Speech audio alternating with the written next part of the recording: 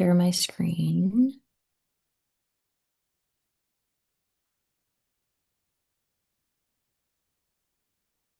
There is a TA review. Katrina, do you know when that's gonna circulate? The TA review got sent out already. It should be Okay. an email from Jackson Haberly.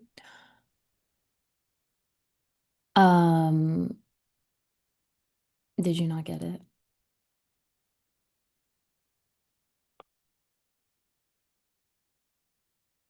Today's just office hours, so like I have a small PowerPoint, but there is like a big um TA review PowerPoint that got sent out to the masters and the DOs. Okay, perfect. Okay, let me share my screen. Mm,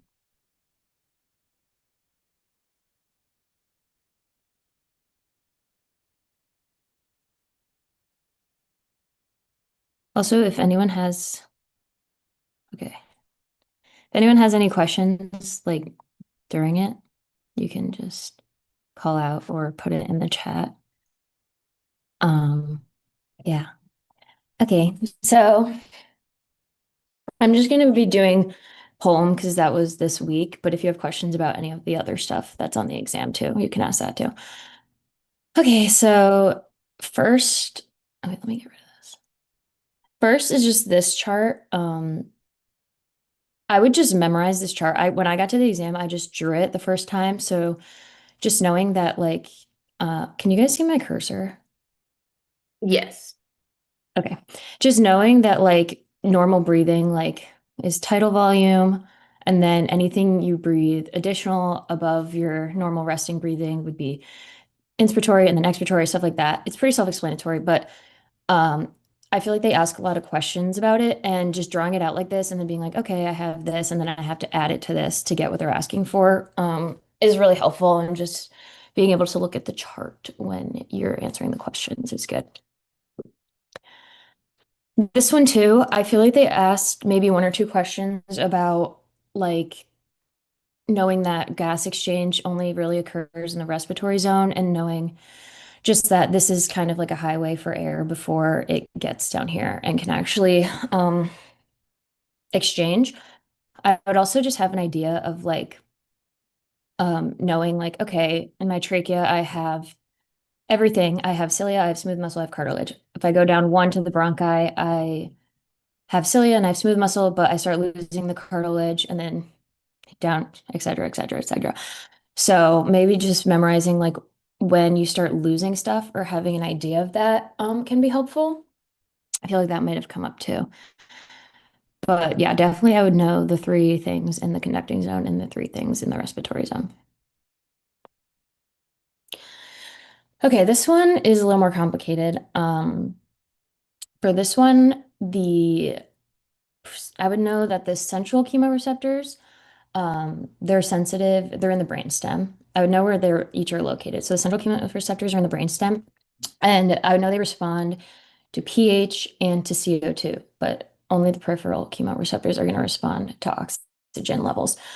Um, so, and this is in the CSF. So if they sense a problem in the CSF with pH or CO2, they're going to tell you to breathe. That you have low pH, high CO2, stuff like that. They're going to tell you to breathe. Peripheral are, I would know they're located in the carotid bodies and the aortic bodies, aortic arch. They respond to all of them. Uh, and I would know the cutoff. So if your oxygen, um, the arterial oxygen pressure falls below 60, it's going to tell you to take a breath, to start breathing more. If your CO2 is high or if you're acidotic, it's going to tell you to hyperventilate and breathe more. Um, One small detail, I don't remember this came up, but they love small details. One small detail is that the pH is only detected by the carotid bodies, not the aortic one. So I would just know that, and I would know that to communicate, to tell yourself to hyperventilate and breathe, it's going to follow the cranial nerves. This is just going to go directly there. This has to take an additional route. And then for the apneustic center, and the pneumotaxic center, I would kind of just know that these are opposite. And I would definitely know that the pneumotaxic center is what's going to tell your lungs, okay, I took a breath in.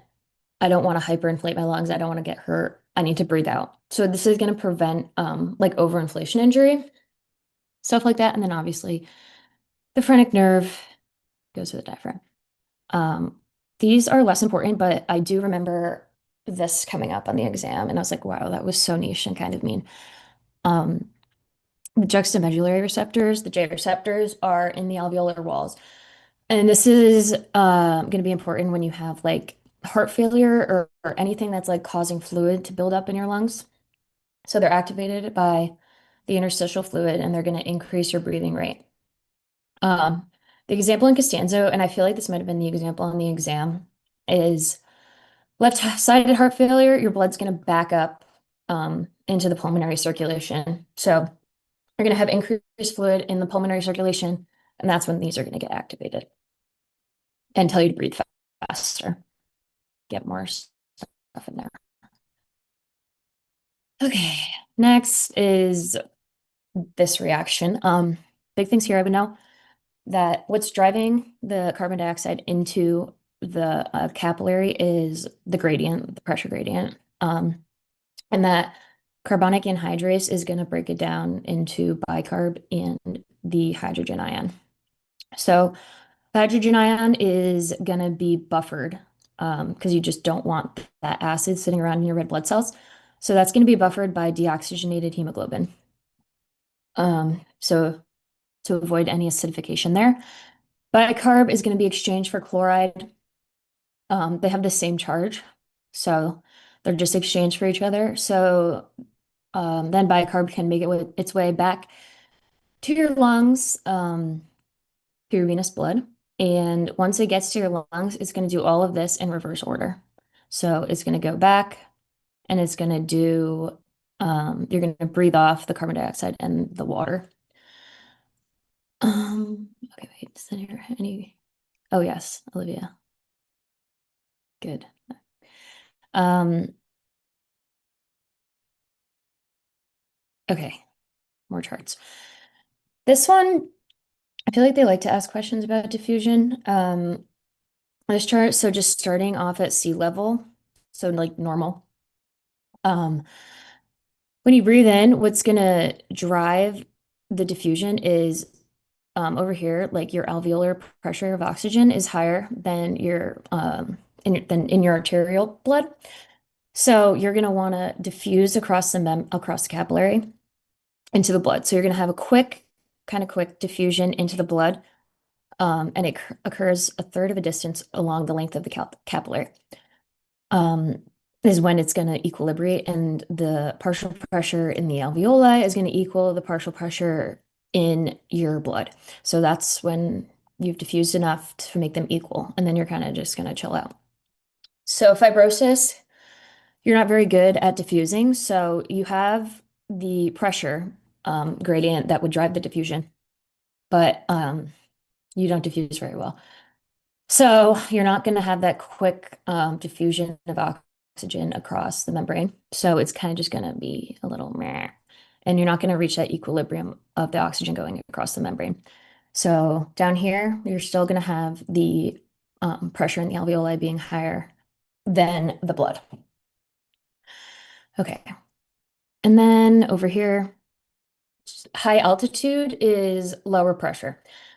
So if you have lower pressure, it's not going to be as quick that it's going to diffuse across because there's not as much of a difference. So um, you're going to kind of diffuse across like that, and you're not going to really hit that equilibrium as quickly because again, you don't really have the big difference in pressure. Also, another thing, the graph is kind of self-explanatory, but as you're diffusing, the pressure in the arterial is going to be increasing. So, because it's being exchanged. Over here, again, it's going to take longer. Fibrosis, and you're in high altitude, very hard to breathe and get oxygen to diffuse across your membrane. Okay, hemoglobin. I feel like they asked a decent amount of questions about hemoglobin. I would memorize all these things that cause it to go left or right. They kind of make sense if you think about them. So if you're shifting to the right, it's going to be easier for oxygen to go to the tissues. So it's going to have less of affinity for hemoglobin, more unloading. So also I would memorize that P50. So the when the number when hemoglobin is 50% saturated is normally sitting at around 25 pressure of oxygen. I feel like that might have come up. That's the normal value. So anything that causes the oxygen graph to shift right is going to increase that number.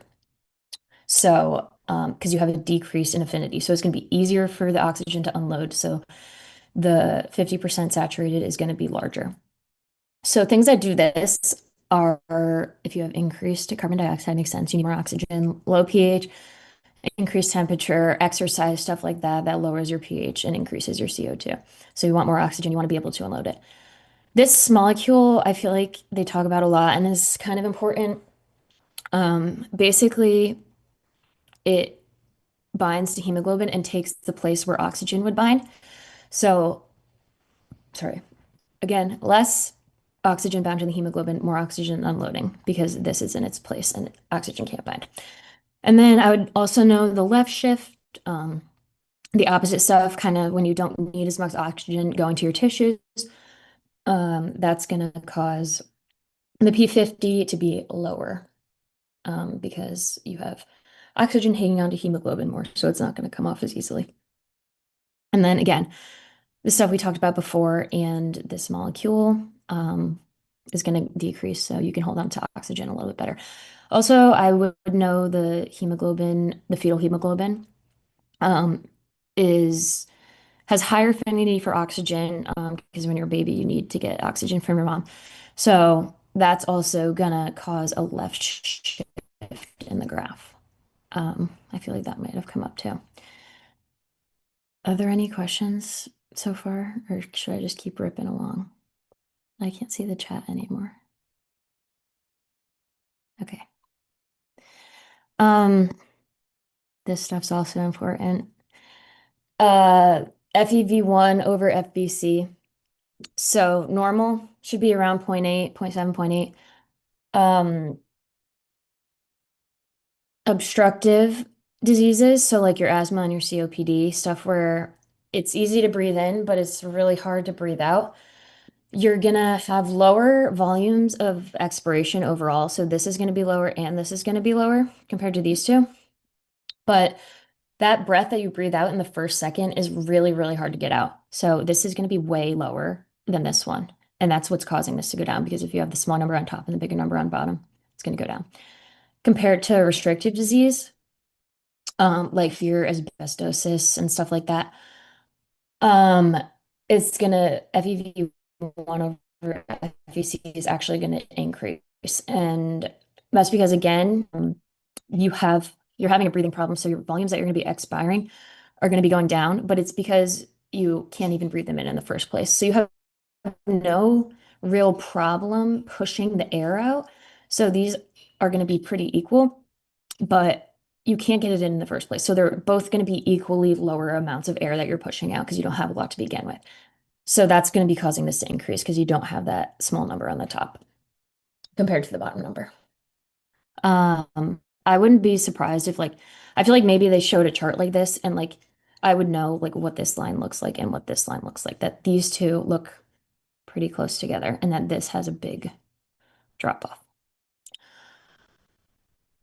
Um, okay. This one is kind of just talking about like our ventilation adaptation. So if I'm like exercising, for example, and I have a lot more carbon dioxide that I am holding on to, I always want to have my partial pressure. My body is supposed to be really good at adapting to things like this, and I'm always going to want to keep my partial pressure around 40. Um, so anything that I can do to keep that number like that, I'm going to do. So If I increase my carbon dioxide double, I'm also going to increase my ventilation by double. So I'm going to go from 5 to 10 to keep this at 40. Because if I didn't, it would not stay at 40 and I would feel bad. But again, that's a pretty easy concept to remember. I have more CO2. I want to breathe more. So, um, the breathing cycle, um, is kind of annoying to say this, but I feel like they definitely had a literal exact number from this chart, like the 6.5 or something. So I would just be familiar with them. It's annoying, but I definitely remember it. So when you take a breath in, you are going to increase your volume, um, which is going to decrease your pressure. Opposite relationship. So I've increased volume, decreased pressure. So my alveolar pressure is going to go from 0 to -1. It's going to decrease. And something I would try to be familiar with is knowing that this transmural pressure is the alveolar pressure minus the intrapleural pressure down here. So 0 minus -5 is +5. So I'm not collapsed in. I'm out. I'm hanging out. So again, take a breath in, increase volume, decrease pressure. I'm going to go from 0 to -1. Intrapleural pressure is also going to decrease as you breathe in. And so what's going to happen is actually my transpleural pressure is going to increase because -1 minus -6.5, it's going to increase a little bit here. I'm taking your breath in. Now I'm going to breathe in even more. And I'm kind of going to get out to this equilibrium, ready to breathe out. Um, and I kind of equal out here. So here my atmospheric pressure is going to be equal to my alveolar pressure. And you can see my not trans, intrapleural pressure has made its way from all the way from -5 to -8. And a couple things to keep in mind. I'm increasing my volume, so I'm increasing my elastic force in. I have so much I want to snap back. Um, and again, airway and alveolar pressure are going to become negative when you're breathing in. Um, so now I want to breathe out. So I take my breath out and I have less volume, so I'm going to increase my pressure and um, going up again. This is going up again. Transpleural pressure is going down, and I'm kind of going back to equilibrium. So I would just kind of be familiar with those numbers. They kind of come up, and yeah, again, here, atmospheric pressure is equal to alveolar pressure. Now, this is where knowing this number becomes important. I feel like this also was a question. Maybe it was these numbers that came up. I don't know. But so normally, when I breathe out, what's preventing my airway from collapsing is this yellow arrow, this transpleural pressure. So again, to calculate it, alveolar minus intrapleural. So normally 35 minus 20, +15, not going to collapse. Smaller down here, less pressure. Um, 25 minus 20 +5, not going to collapse. Emphysema. I have a lot more volume in my lungs, so I have less pressure in my lungs. It is harder for me to breathe out. So down here, the pressure preventing me from collapsing is only 5 instead of 15, because I'm so hyperinflated. And then down here is where it becomes a problem. So I'm breathing out, and my pressure over here in my smaller airway is only 15. So 15 minus 20 is -5. It's not positive.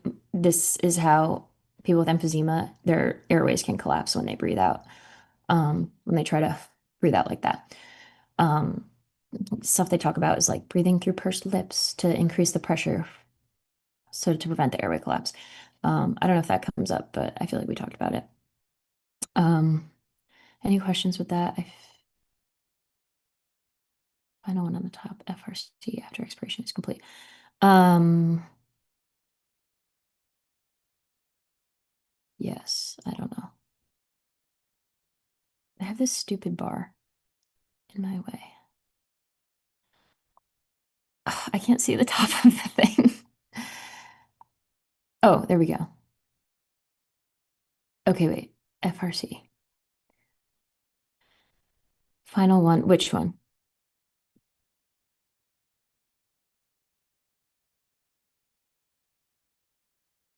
I don't really think FRC is on here, but this is kind of just like the pressure gradients and stuff. I kind of just wrote these little notes to like remind myself like what this stuff actually means. Like normal breathing is tidal volume. Total volume is FRC plus total volume. So FRC is just going to be how much you breathe if we go back to the beginning.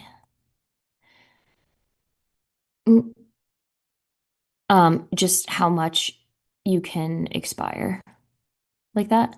So I don't really know what it would be there. I guess kind of normal because if you're just I I think you're mixing up because the those graphs are looking at like the pressure gradients of like throughout the breathing cycle rather than the volumes of what you're breathing in and out. So the functional residual capacity is like the amount that you can breathe in and out while those are going through like the different pressure gradients of why you're actually able to bring air in and then exhale it out, if that makes sense. lungs. Okay. Yeah, I don't, yeah. Oh, yes. Okay. Important concept. Airway collapse, emphysema. Now I lost the chat again. Oh, okay. There we go. Okay, this stuff can be confusing, but um, so zone one, the top of your lung is gravity. You are not going to have as much blood flowing up here. Um, Important thing to remember is this is the alveolar pressure is slightly higher than the arterial pressure. Um, if this was really high, okay, wait, actually, let me just start here.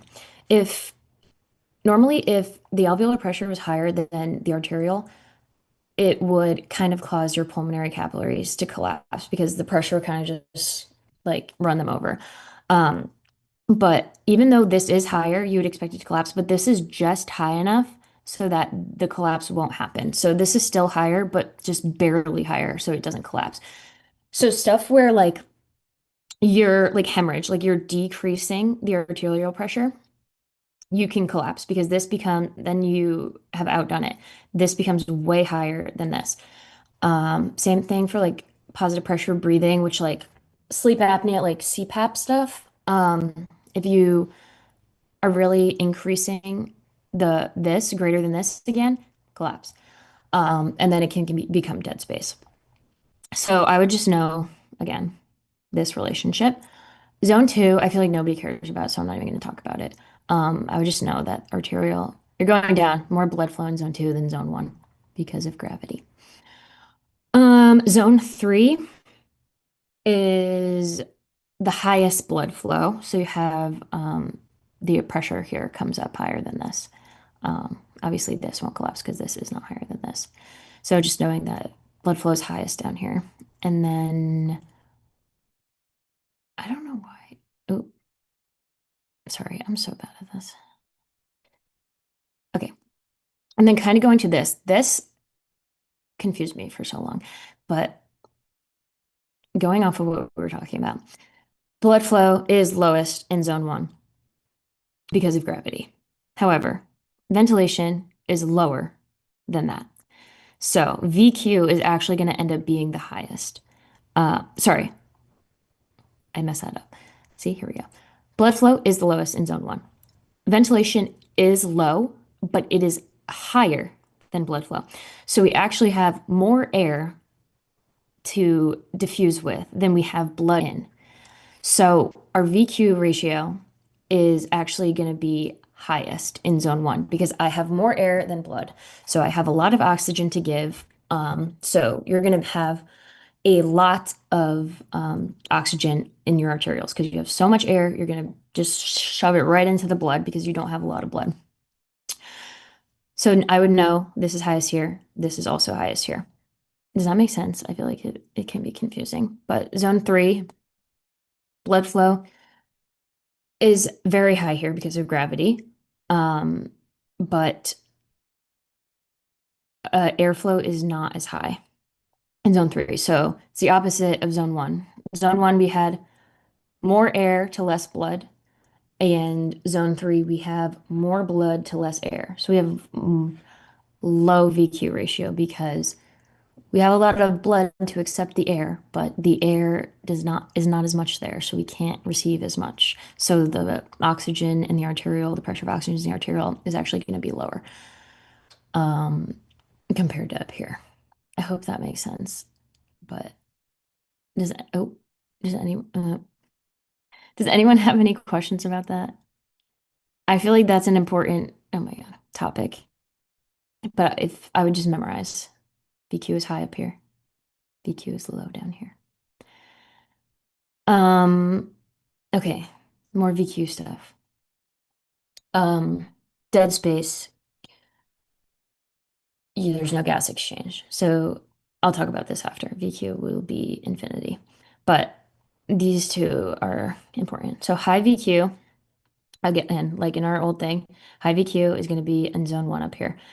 So high VQ is when you have, again, a lot of ventilation and less perfusion. So, um, sorry, this is my way. So you're gonna have more exchange happening here. So you have more oxygen in your arterioles. Low VQ, it's the opposite. Zone one. Um, you have less oxygen compared to the amount of blood that is flowing through that zone. So you're gonna have less air to exchange with your blood. So you're gonna have a lower pressure here. Right to left shunt, you're not even getting the blood to where it needs to be. So there's no ventilation and no gas exchange. Zero. And then to explain this, I feel like this chart's better. Um, Dead space, like I don't know, there's a lot of reasons for dead space, but like PE maybe. Um, oh, that's what it says right there. Pulmonary embolus. You're gonna have a lot of ventilation, so big number on top, over no perfusion because blood is not getting through here. And that's what gives you the infinity ventilation perfusion. Compared to if I don't have ventilation, if I have something stuck, but I have perfusion, that's going to be zero because zero over whatever is zero. So that's math for you. Um, those are important things to know. This graph, oh my God, I hate this graph. But um, important things to think about here is when I'm taking a breath in, so I'll start at equilibrium here. Actually, first, this slope of this line is compliance. So that's important to remember, especially when we go to the next slide and we start talking about emphysema. No, normally not together. Chest wall compliance and lung compliance are a lot bigger than this. These lines are a lot steeper than lung and chest wall. Um, so just keep that in mind. Lung and chest wall. So I start taking a breath in. So here's FRC again, which is the resting volume of combined lung and chest wall. So if I'm taking a breath in and I'm going up here, I'm breathing in, I'm increasing my volume. I've taken such a big breath in.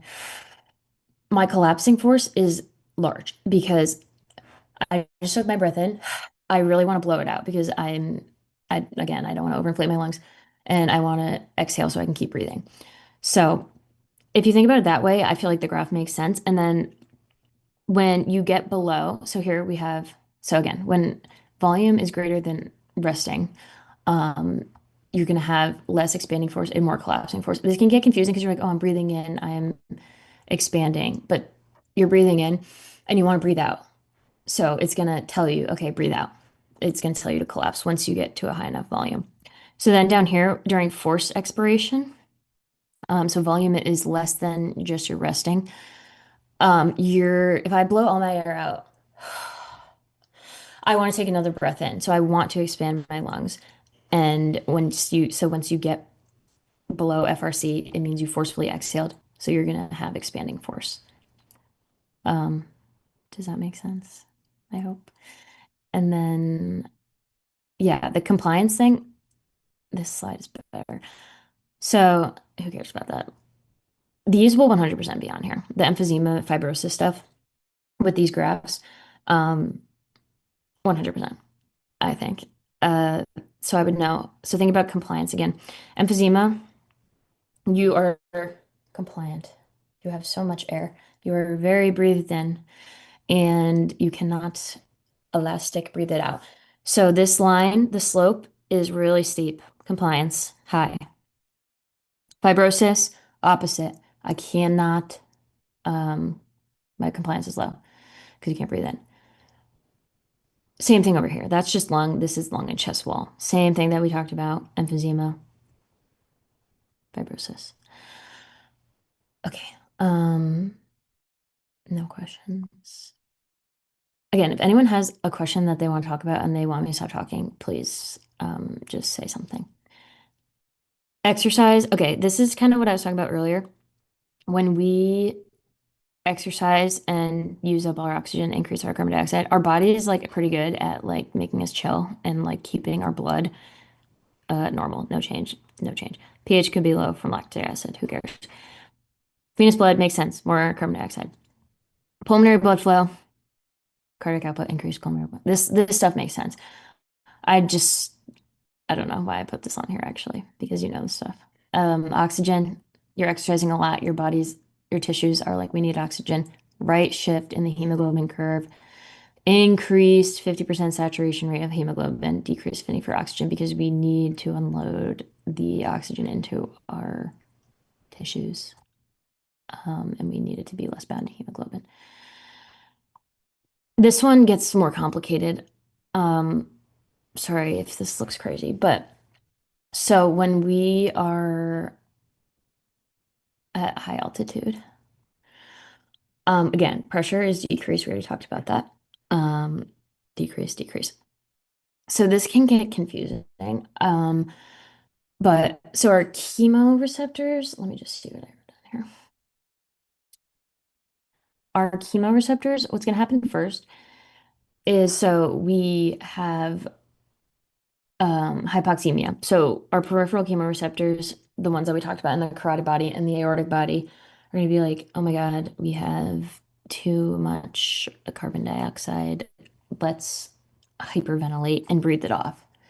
Um, so that's gonna, we're gonna start getting some respiratory alkalosis because we're hyperventilating, breathing it off.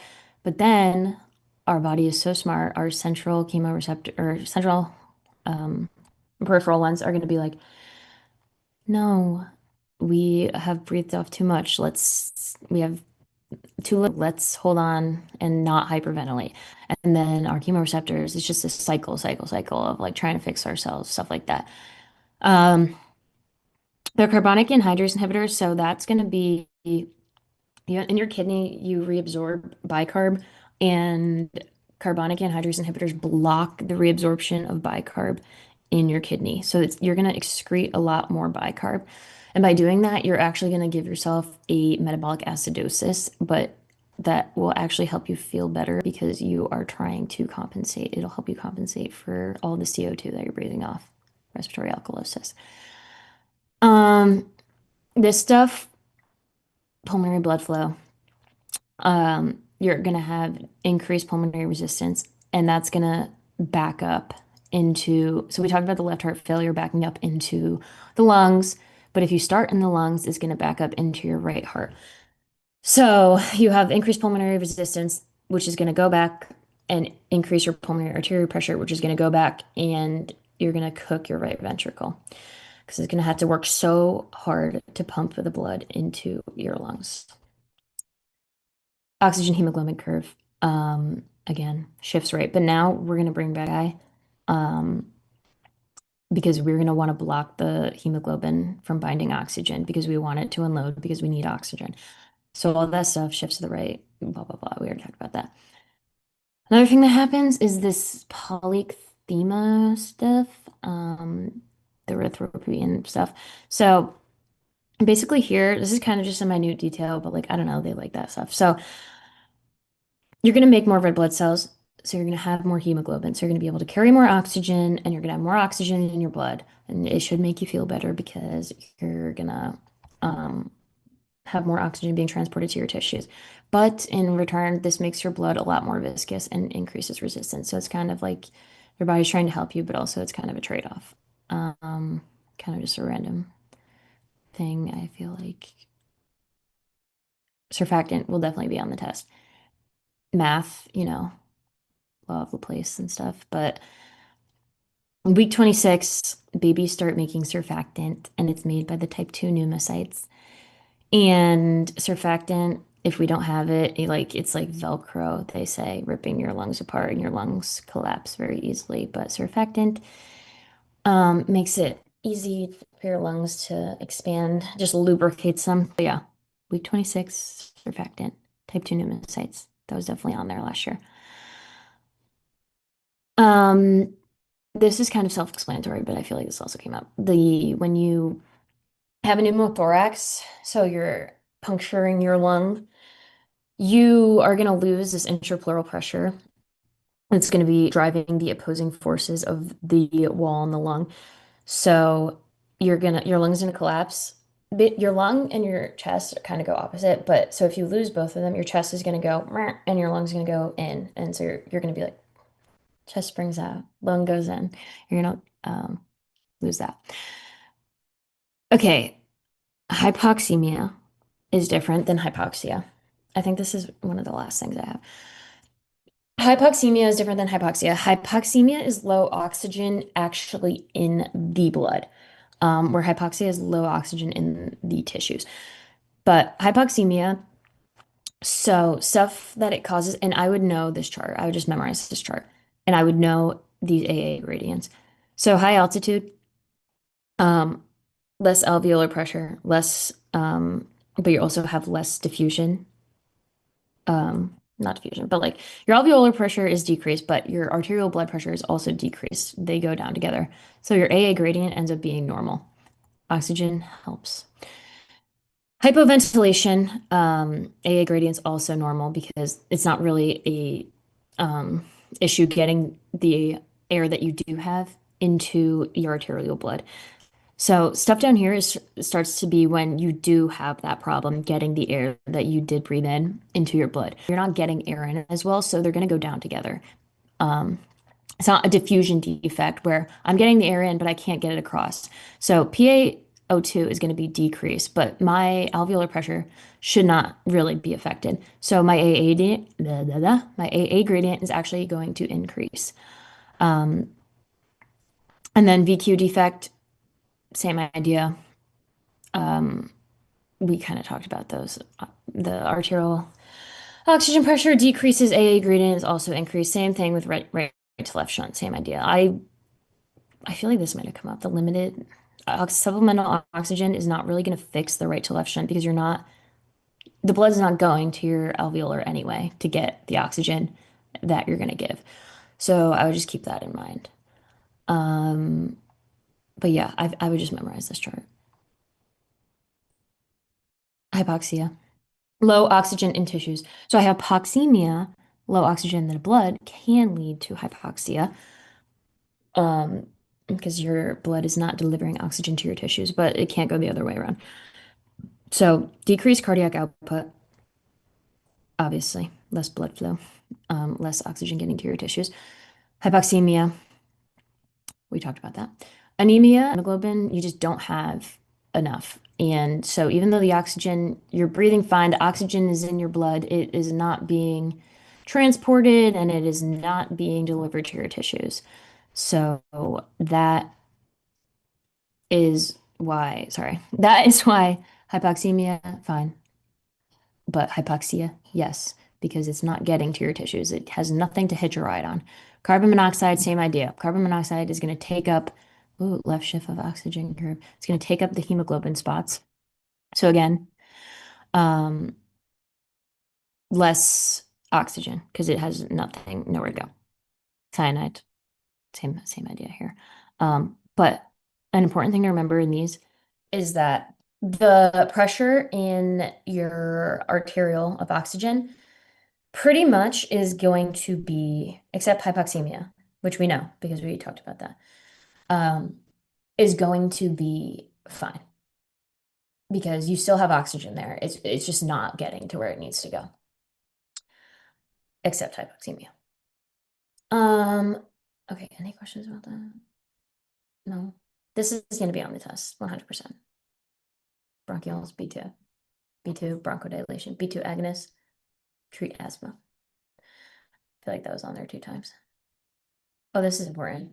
I feel like Dr. Core loves talking about this. So normally, if we have an injury and um, we don't have oxygen to a tissue, you would think we want to increase blood flow to that tissue to help it out, give it some more oxygen, help it come back to life. But that definitely does not happen in the lungs. And it's like the one exception to the body.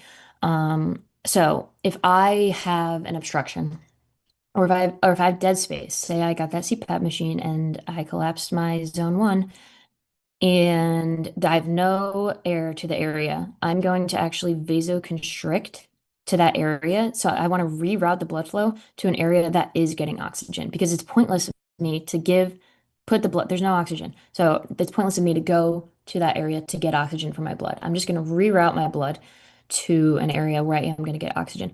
Same thing goes for if I don't have blood flow in an area of my lungs. So that thing that we talked about, the PE. If I don't have blood flow getting to that area, I'm not going to want air to go to that area because there's nothing for the air to oxygenate. So I'm going to bronchoconstrict to reroute that to an area that's actually getting perfused by blood. Um, yeah. Also, wait, I just looked over my notes. I don't know if this is important, but again, back to this pulmonary resistance, when you have you're in high altitude, I feel like this is important actually. If you're in high altitude, you are going to do that hypoxic vasoconstriction that we kind of just talked about. We're going to do that like kind of all over the lung. And that's what's actually going to be increasing the resistance and then all that backup stuff, backing up to the artery, backing up to the heart. So that's from kind of the same idea. I don't have a lot of good air. I'm going to squeeze and try to vasoconstrict, and that's when all this stuff happens. But yeah, that's most of what I have.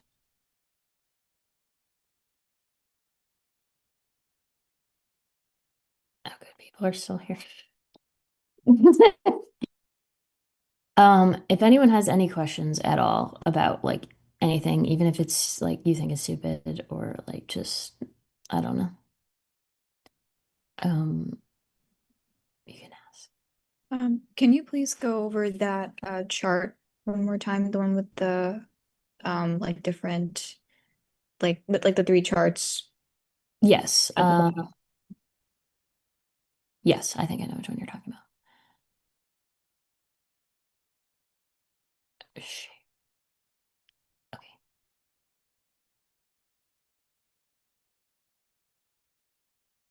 this one.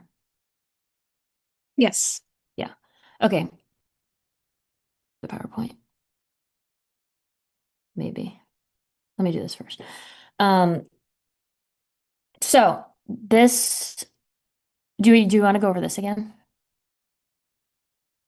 Yes, please. Okay, yeah, so we'll start back here. So we'll start here. FRC, well, actually, let's go all the way back to the beginning. FRC, oh, here we go. FRC right here. So if I, this is breathing. So if I forcefully exhale my expiratory reserve volume, I'm going to be dipping into FRC. So normally I shouldn't be, but if I'm going to breathe out, I'm going to be dipping into FRC. So, wait, did I go past it? No. So this is what I have here. Force expiration. So if I am forcefully exhaling, I'm going below FRC. If you do it yourself, I want to take a breath in. I want to expand my lungs. I just breathed out.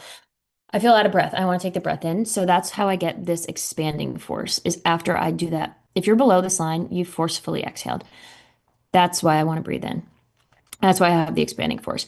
If I am above FRC, if I'm taking a breath in, the deeper I breathe in, the more collapsing force I have because I am breathing in so much. I want to breathe out, take another breath. I want to keep the cycle going. Um, and at least that's how I think of it. I feel like it's easy to think of it because you can do it yourself like that. Um, this chest wall and the lung, again, have higher compliance than these combined. So when I combine the lung and chest wall, the compliance is going to decrease. But so that's why these are meh, so high. Meh. And I guess the lung never is going to have an expanding force. That might be important. The lung will never have an expanding force. But we know that because remember that pneumothorax thing? My chest wall has an expanding force and my lung has a collapsing force. They're opposites. So, but then when they come together and make harmony here. But so over here, um, the lung and the chest wall, both are the same. The lung just won't go past this because it doesn't have a collapsing force or expanding force. So emphysema, you're going to be breathing in so much. You're going to have increased compliance. Slope, high, normal. Fibrosis, not as much. I cannot breathe in. I cannot do my elastic. I guess elastic would be this way. I cannot do my inflation as well. So it's not going to be as steep as the emphysema one, obviously, but it's not even going to be as steep because I'm having a hard time expanding or, you know, breathing in. Same thing over here. Emphysema is always going to be on top because you are overinflating yourself. Fibrosis, you are technically underinflating yourself. So steeper line, normal line, deep line, if that makes sense. Is there a specific thing you want to go over? No, that was great. Thank you. Okay.